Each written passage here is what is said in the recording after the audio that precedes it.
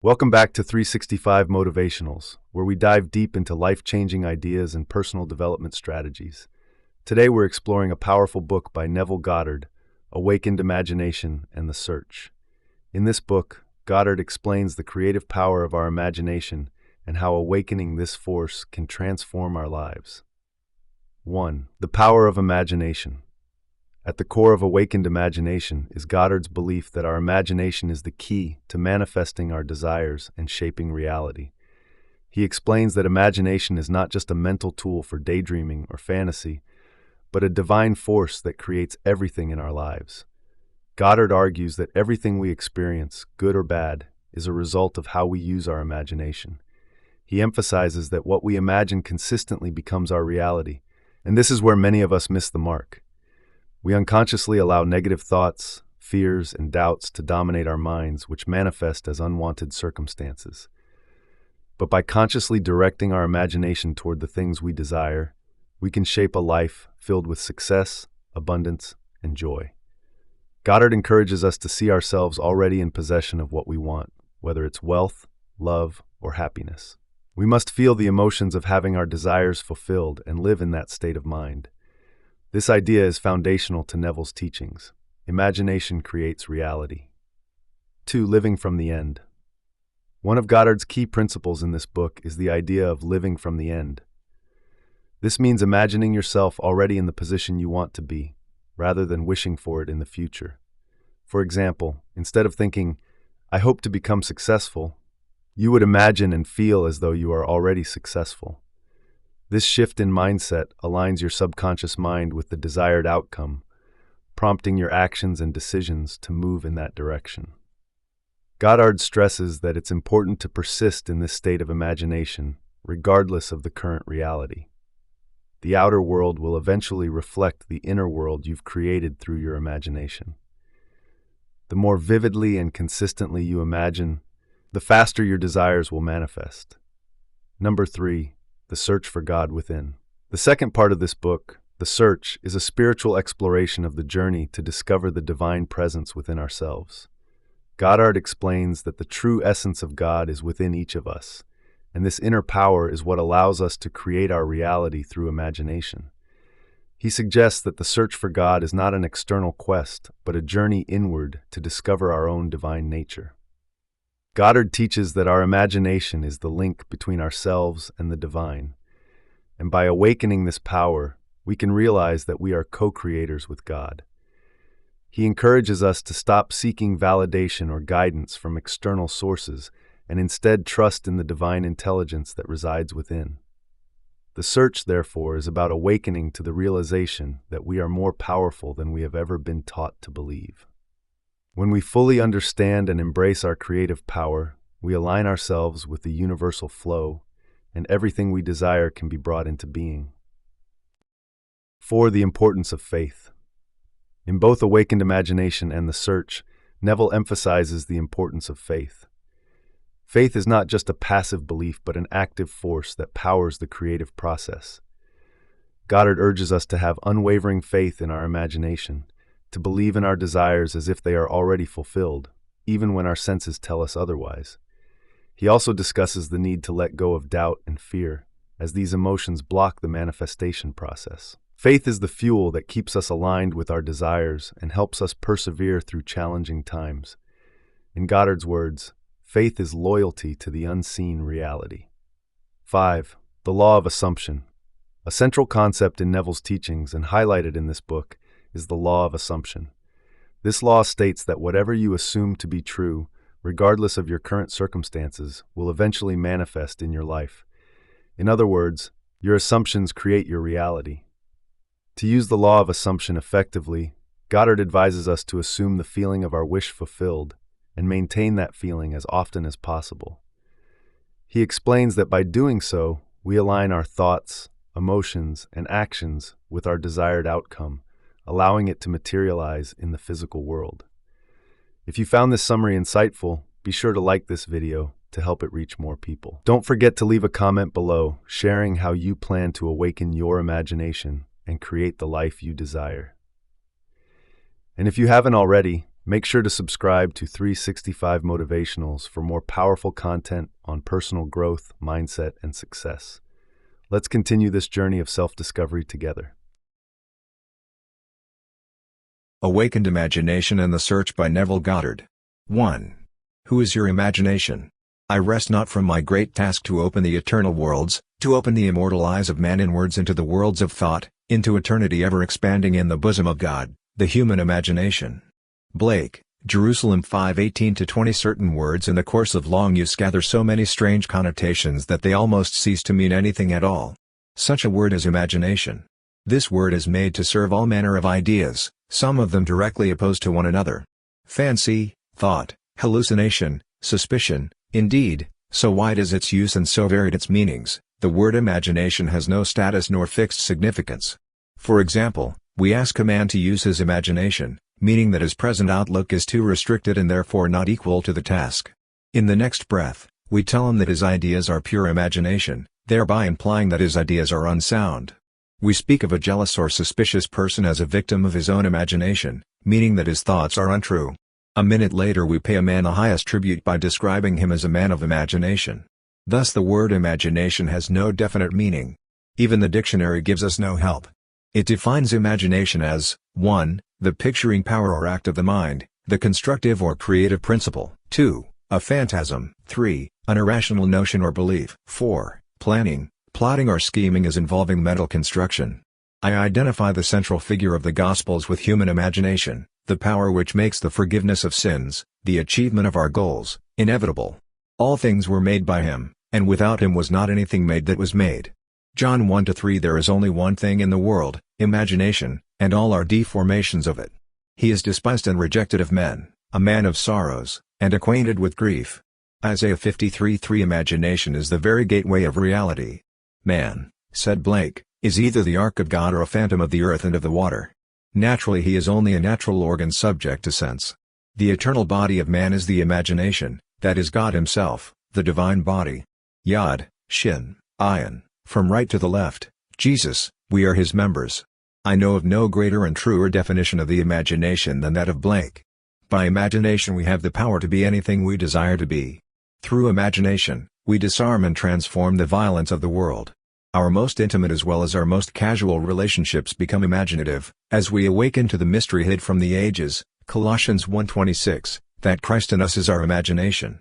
We then realize that only as we live by imagination can we truly be said to live at all. I want this book to be the simplest, clearest, frankest work I have the power to make it, that I may encourage you to function imaginatively, that you may open your immortal eyes inwards into the worlds of thought. William Blake, where you behold every desire of your heart as ripe grain white all ready to harvest. John 4:35. I am come that they might have life, and that they might have it more abundantly. John 10:10. The abundant life that Christ promised us is ours to experience now, but not until we have the sense of Christ as our imagination can we experience it. The mystery hid from the ages. Christ in you, the hope of glory, Colossians 1:26-27, is your imagination. This is the mystery which I am ever striving to realize more keenly myself and to urge upon others. Imagination is our Redeemer, the Lord from heaven born of man but not begotten of man. The Nicene Constantinopolitan Creed or the symbol of faith, 325-381a. D. Every man is Mary and birth to Christ must give. If the story of the Immaculate Conception and birth of Christ appears irrational to man, it is only because it is misread as biography, history, and cosmology, and the modern explorers of the imagination do not help by calling it the unconscious or subconscious mind. Imagination's birth and growth is the gradual transition from a God of tradition to a God of experience. If the birth of Christ in man seems slow, it is only because man is unwilling to let go the comfortable but false anchorage of tradition. When imagination is discovered as the first principle of religion, the stone of literal understanding will have felt the rod of Moses and, like the rock of Zion, Isaiah 28:16, Romans 9:33, issue forth the water of psychological meaning to quench the thirst of humanity, and all who take the proffered cup and live a life according to this truth will transform the water of psychological meaning into the wine of forgiveness. Then, like the Good Samaritan, Luke 10:33-35, they will pour it on the wounds of all. The Son of God is not to be found in history, nor in any external form. He can only be found as the imagination of him in whom his presence becomes manifest. Oh, would thy heart but be a manger for his birth! God would once more become a child on earth. Angelus Silesius, a 17th-century poet: man is the garden in which this only begotten Son of God sleeps. He awakens this Son by lifting his imagination up to heaven and clothing men in God-like stature. We must go on imagining better than the best we know. Man in the moment of his awakening to the imaginative life must meet the test of sonship. Father, reveal thy Son in me, James Montgomery, and it pleased God to reveal his Son in me. Galatians 1:15-16. The supreme test of sonship is the forgiveness of sin. The test that your imagination is Christ Jesus, the Son of God, is your ability to forgive sin. Sin means missing one's mark in life, falling short of one's ideal, failing to achieve one's aim. Forgiveness means identification of man with his ideal or aim in life. This is the work of awakened imagination, the supreme work, for it tests man's ability to enter into and partake of the nature of his opposite. Let the weak man say, I am strong. Joel 3:10. Reasonably, this is impossible. Only awakened imagination can enter into and partake of the nature of its opposite. This conception of Christ Jesus' human imagination raises these fundamental questions. Is imagination a power sufficient, not merely to enable me to assume that I am strong, but is it also of itself capable of executing the idea? Suppose that I desire to be in some other place or situation. Could I, by imagining myself into such a state and place, bring about their physical realization? Suppose I could not afford the journey, and suppose my present social and financial status oppose the idea that I want to realize. Would imagination be sufficient of itself to incarnate these desires? Does imagination comprehend reason? By reason, I mean deductions from the observations of the senses. Does it recognize the external world of facts? In the practical way of everyday life, is imagination a complete guide to behavior? Suppose I am capable of acting with continuous imagination, that is, suppose I am capable of sustaining the feeling of my wish fulfilled, will my assumption harden into fact? And, if it does harden into fact, shall I on reflection find that my actions through the period of incubation have been reasonable? Is my imagination a power sufficient, not merely to assume the feeling of the wish fulfilled, but is it also of itself capable of incarnating the idea? After assuming that I am already what I want to be, must I continually guide myself by reasonable ideas and actions in order to bring about the fulfillment of my assumption? Experience has convinced me that an assumption, though false, if persisted in, will harden into fact, that continuous imagination is sufficient for all things, and all my reasonable plans and actions will never make up for my lack of continuous imagination. Is it not true that the teachings of the Gospels can only be received in terms of faith, and that the Son of God is constantly looking for signs of faith in people, that is, faith in their own imagination? Is not the promise, believe that ye receive and ye shall receive, Mark 11:24, the same as imagine that you are and you shall be? Was it not an imaginary state in which Moses endured, as seeing him who is invisible, Hebrews 11:27? Was it not by the power of his own imagination that he endured? Truth depends upon the intensity of the imagination, not upon external facts. Facts are the fruit-bearing witness of the use or misuse of the imagination. Man becomes what he imagines. He has a self-determined history. Imagination is the way, the truth, the life revealed. We cannot get hold of truth with the logical mind. Where the natural man of sense sees a bud, imagination sees a rose full-blown. Truth cannot be encompassed by facts.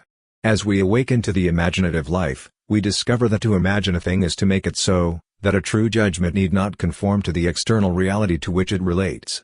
The imaginative man does not deny the reality of the sensuous outer world of becoming, but he knows that it is the inner world of continuous imagination that is the force by which the sensuous outer world of becoming is brought to pass.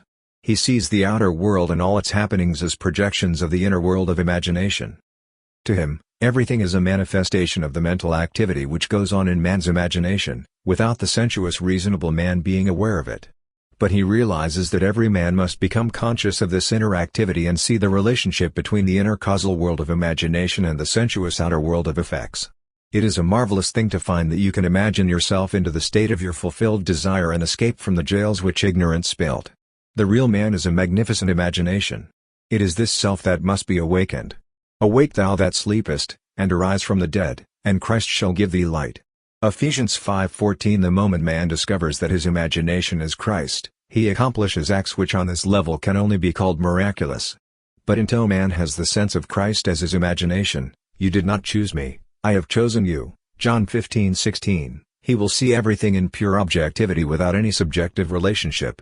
Not realizing that all that he encounters is part of himself, He rebels at the thought that he has chosen the conditions of his life, that they are related by affinity to his own mental activity.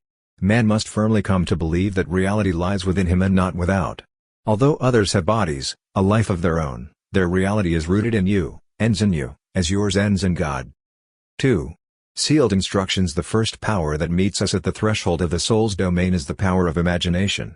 Drive. Franz Hartmann. I was first made conscious of the power, nature, and redemptive function of imagination through the teachings of my friend Abdullah, and through subsequent experiences, I learned that Jesus was a symbol of the coming of imagination to man, that the test of his birth in man was the individual's ability to forgive sin, that is, his ability to identify himself or another with his aim in life.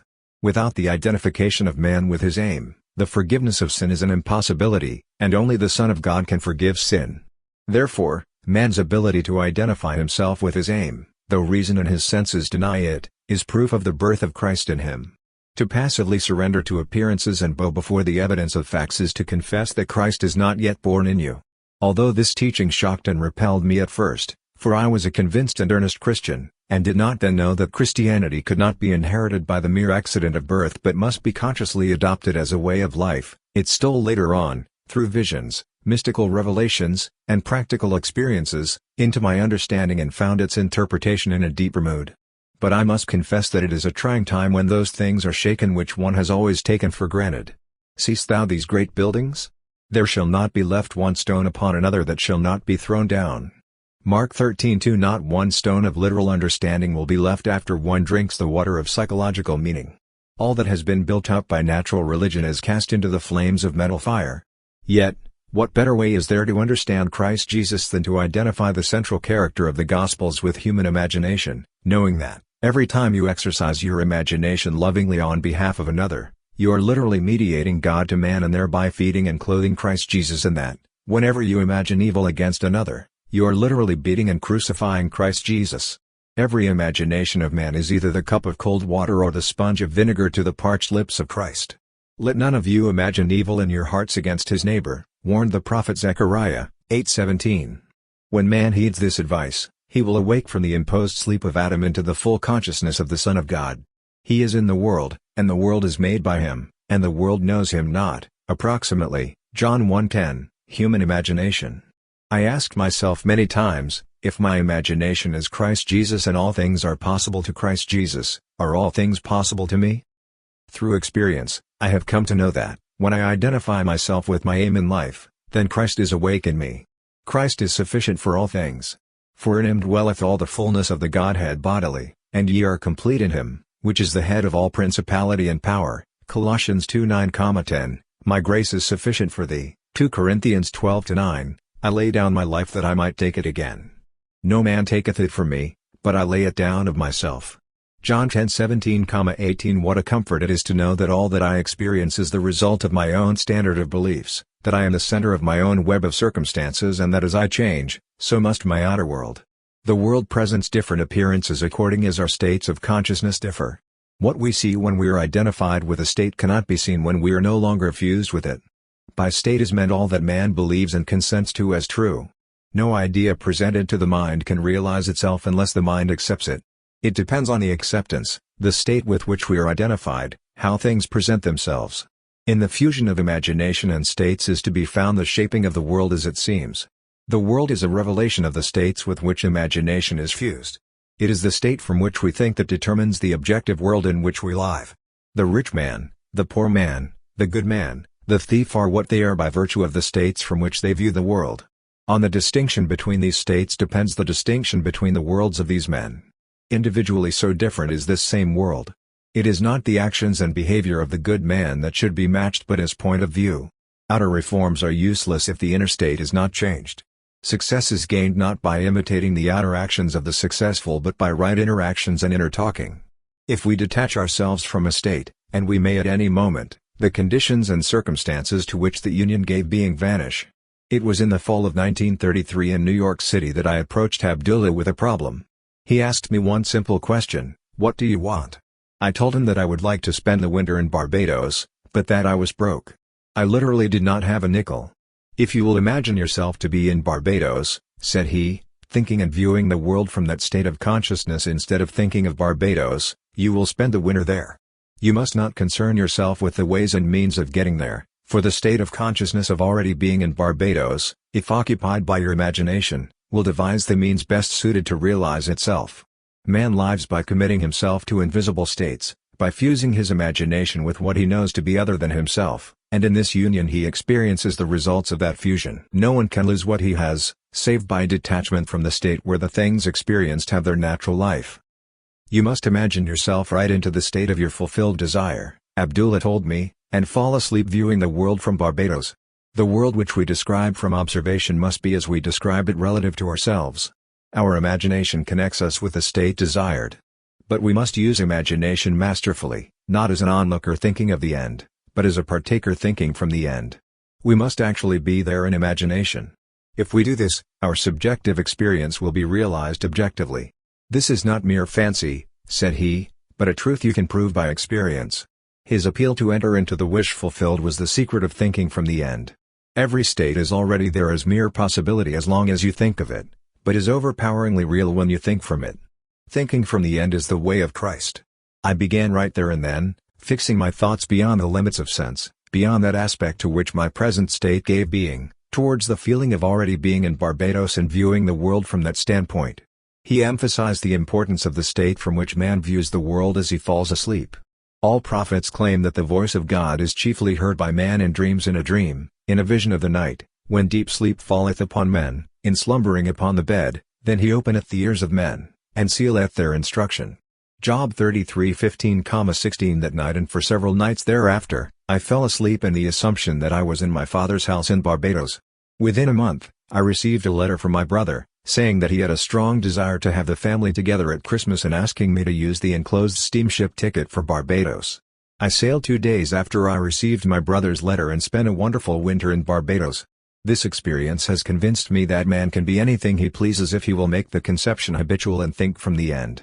It has also shown me that I can no longer excuse myself by placing the blame on the world of external things, that my good and my evil have no dependency except from myself, that it depends on the state from which I view the world how things present themselves.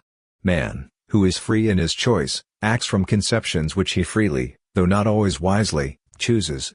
All conceivable states are awaiting our choice and occupancy, but no amount of rationalizing will of itself yield us the state of consciousness which is the only thing worth having.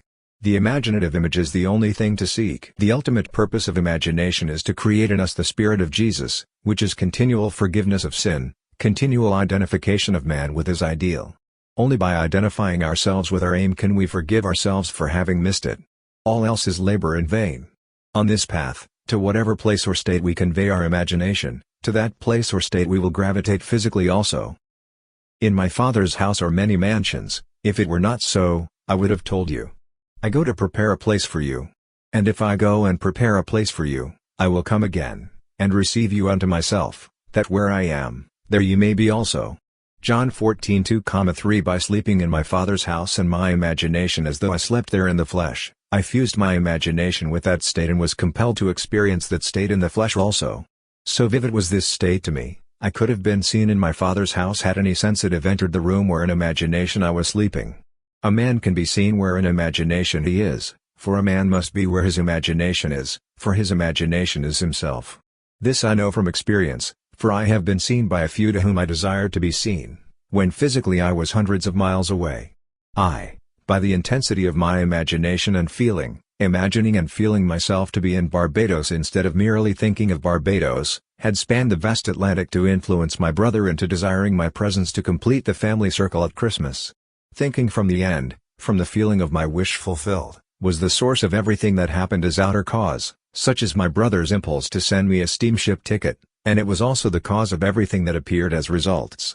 In Ideas of Good and Evil, W.B. Yeats, having described a few experiences similar to this experience of mine, writes, "If all who have described events like this have not dreamed, we should rewrite our histories, for all men, certainly all imaginative men, must